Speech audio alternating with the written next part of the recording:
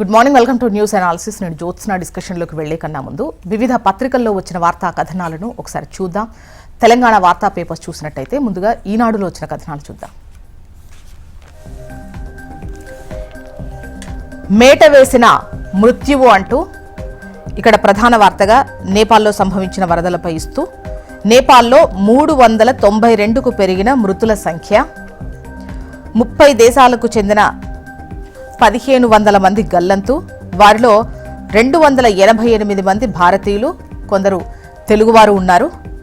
టిబెట్లోనూ భారీ విధ్వంసం, కన్నీరు మిగిల్చిన వరద బురద, అంచనాలకు అందని నష్టం, కొనసాగుతున్న సహాయక చర్యలు, భారీ సాయం పంపిన భారత్.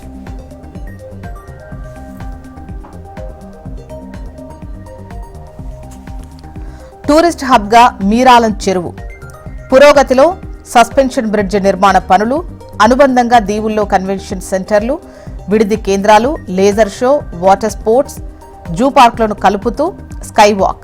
ఆకస్మిక తనిఖీల్లో అధికారులకు సూచనలు ఇచ్చిన సీఎం రేవంత్ రెడ్డి అంటూ పాత కొత్త భవిష్యత్ తరాలకు నగరాలకు చారిత్రక మీరాలం చెరువును ప్రముఖ పర్యాటక కేంద్రంగా తీర్చిదిద్దాలని ముఖ్యమంత్రి రేవంత్ రెడ్డి అధికారులకు స్పష్టం చేసిన విషయాన్ని ఇక్కడ ప్రస్తావించారు. ఇక ఇంజనీర్ల కంటే ఎంబీఏలకే 59% అధిక వేతనం, డెలాయిట్ ఇండియా నివేదిక ఇది. ఇక ఒలింపిక్స్లో భారత్ పాత్ర పెరగాలి అంటున్నారు ప్రధాని. ఖేలో ఇండియా కార్యక్రమంలో మోదీ. 18 ఏళ్లలోపు వారికి రోజుకు 2 గంటలే అనుమతి. ఫేస్బుక్, ఇన్స్టాగ్రామ్ యాప్లకు భారీ మార్పులు చేయనున్న మెటా. నెక్స్ట్ ఆంధ్రజ్యోతి. 300 మందికి పైగా భారతీయుల గల్లంతు, చాలా మంది మానస సరోవర్ యాత్రకు వెళ్లిన వారే. నేపాల్లో చిక్కుకున్న వందలాది మంది, టిబెట్లో మరో 200 మంది, జాడ తెలియని హైదరాబాద్ మహిళ, 23 మంది తెలంగాణ వాసుల ఆచూకీ గల్లంతు. మంత్రి పొంగులేటి. ఏపీకి చెందిన 7గురు కూడా.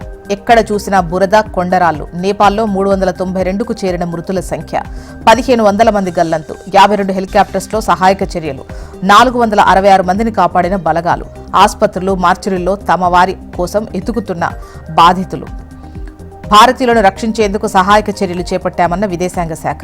ఈషా ఫౌండేషన్ బృందం ఆచూకీ తెలియకపోవడంపై జగ్గి వాసుదేవ్ కన్నీళ్లు అంటూ ఈ వార్తనిచ్చారు. ఇక తవ్విన కొద్దీ కాసుల పంట. భూపాల్పల్లి గనుల శాఖ ఏడీ జయరాజ్ అవినీతి. ఇసుక అక్రమ రవాణాదారుల నుంచి మామూళ్ల వసూలు, కారు డ్రైవర్ ద్వారా వసూళ్లు, కూతురు ఖాతాకు బదిలీ, 8 చోట్ల ఏసీబీ సోదాలు, 25 కోట్ల విలువైన అక్రమార్జన గుర్తింపు. ఇక ఉద్యోగులతో పెట్టుకుంటే అంతే, ఏ ప్రభుత్వమూ మనుగడ సాగించలేదు. సీఎం మీద గౌరవంతో ఓపిక పట్టాం, మంత్రుల్ని కలిసినా ప్రయోజనం లేదు. సిపిఎస్ రద్దుతో పాటు సమస్యలన్నీ పరిష్కరించాలి. 1న కలెక్టరేట్ల వద్ద నల్ల బ్యాడ్జ్లతో నిరసన, 10న లక్షలాది ఉద్యోగులతో చెలో హైదరాబాద్. మహాధర్నాలో ఉద్యోగుల జేఏసీ చైర్మన్ జగదీశ్వర్, ప్రధాన కార్యదర్శి శ్రీనివాసరావు. నెక్స్ట్ నమస్తే తెలంగాణ. సర్కార్తో లొల్లి, ధర్నాలతో దద్దరిల్లి అంటూ వార్తను చూడొచ్చు. హామీలు పెండింగ్, ఉద్యోగుల జంగ్ అంటూ అధికారం చేపట్టి సగం కాలం పూర్తయినా ఇప్పటికీ తమ డిమాండ్లు నెరవేర్చకుండా తాత్సారం చేస్తుండడంపై ఉద్యోగులు పోరుబాట పట్టారు. కాంగ్రెస్ మేనిఫెస్టోలో పొందుపరిచిన ఉద్యోగుల అంశాలపై ప్రభుత్వం వెంటనే స్పందించి సమస్యలు పరిష్కరించాలని డిమాండ్ చేస్తూ రాష్ట్ర వ్యాప్తంగా కదం తొక్కారు. ఇందిరాపార్క్ ఎదుట మహాధర్నాకు దిగారు అంటూ ఈ వార్తనిచ్చారు. రాష్ట్రంలో వివిధ వర్గాల ప్రజలకు అండగా ఉంటున్న ప్రతిపక్ష నేతలపై రేవంత్ సర్కార్ నిర్బంధకాండ కొనసాగుతోంది. ప్రజల్లోకి వెళ్లకుండా ఎక్కడికక్కడ అరెస్టులకు దిగుతోంది. గురువారం హనుమకొండలో పాలిటెక్నిక్ కాలేజ్ విద్యార్థులకు సంఘీభావం తెలిపేందుకు వెళ్తున్న మాజీ మంత్రి హరీష్ రావును పోలీసులు అరెస్ట్ చేసి సుబేదారి పోలీస్ స్టేషన్కు తరలించారు. ఇక విద్యార్థులు ఏమైనా టెర్రరిస్ట్లా? నిరసన తెలిపితే పాలిటెక్నిక్ పిల్లల గొంతులు పిసుకుతారా? రాహుల్ గాంధీ తెలంగాణకొచ్చి ఎందుకు పోరాడరు? స్కిల్ వర్సిటీ పేరుతో విద్యార్థుల జీవితాలతో చెలగాటం. రాష్ట్రంలో ఇది ప్రజాపాలన కాదు, రాక్షస పాలన, తుగ్లక్ పాలన. రేవంత్ సర్కార్ తీరుపై మాజీ మంత్రి హరీష్ రావు ఫైర్. ఆర్టీసీ ఆస్తిపై సర్కార్ పెత్తనమేంది? ఏ చట్టం కింద ఆ భూములను హౌసింగ్ కార్పొరేషన్కి ఇస్తున్నారు? సమగ్ర వివరణ ఇవ్వాలంటున్న నిపుణులు, ఆందోళనకు సిద్ధమవుతున్న ఆర్టీసీ కార్మికులు. శ్రీవారి సేవకు ప్రాంతీయ పరీక్ష. తెలంగాణ వేద పండితులకు అన్యాయం. వేద పారాయణదారు నియామక ప్రక్రియలో నిబంధన ఉల్లంఘన. 791 పోస్టుల్లో ఏపీకి 636 పోస్టులు, మిగతా రాష్ట్రాలకు 115 పోస్టులే. తెలంగాణ నుంచి తక్కువ మందికి ఛాన్స్. ప్రతిభ ఉన్నా దక్కని ఉద్యోగం.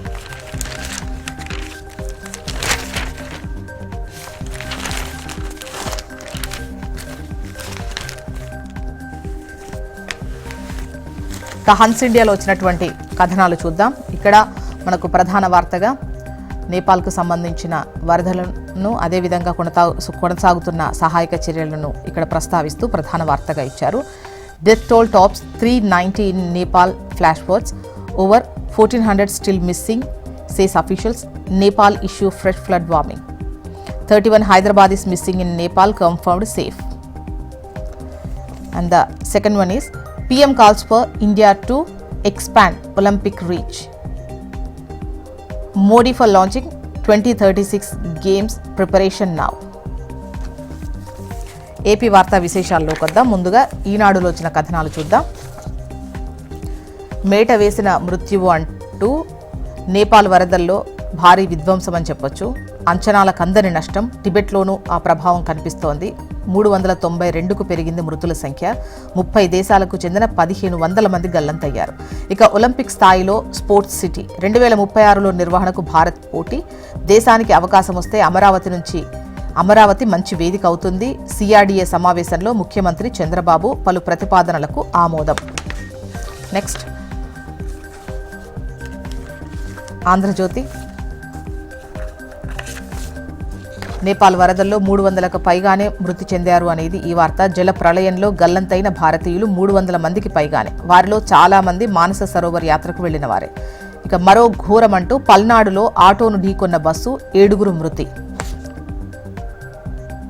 పుట్టినరోజు వేడుకలకు ఆటోలో వెళ్లొస్తున్న ఒకే గ్రామానికి చెందిన 15 మంది చిలకలూరిపేటలో ఢీకొన్న ప్రైవేటు బస్సు. మృతుల్లో 6 మహిళలు, 4 చిన్నారులతో పాటు 8 మందికి గాయాలు. బాధితులంతా ఒకే గ్రామానికి చెందిన బంధువులు. అనంతపురం జిల్లాలో విద్యుత్ స్తంభాన్ని ఢీకొట్టిన కారు, 2 మృతి, మరో 2కి తీవ్ర గాయాలు. CM Chandrababu, deputy CM Pawan Kalyan దిగ్భ్రాంతి వ్యక్తం చేశారు. నెక్స్ట్ సాక్షి.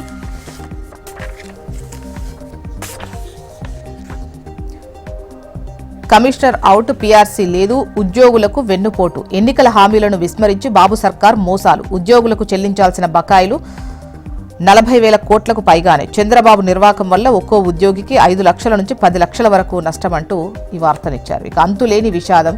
మృత్యు దిబ్బలుగా నదీ పరివాహక ప్రాంతాలు. నేపాల్లో మెరుపు వరద ఘటనలో 392కు చేరిన మరణాల సంఖ్య. 1500 మంది జాడ గల్లంతు. ఇక ఏపీ వార్తా విశేషాల్లో హన్స్ ఇండియాలో వచ్చినటువంటి కథనాలను చూద్దాము. ఇక్కడ మనకు ప్రధాన వార్తగా